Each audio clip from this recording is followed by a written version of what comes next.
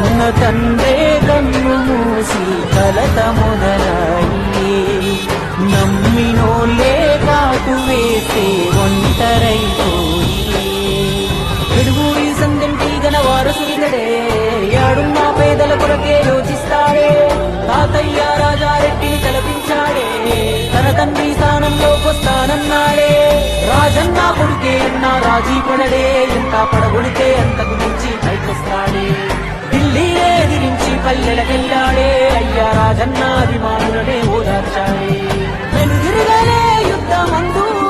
అన్న తల వంచలే ఎవడి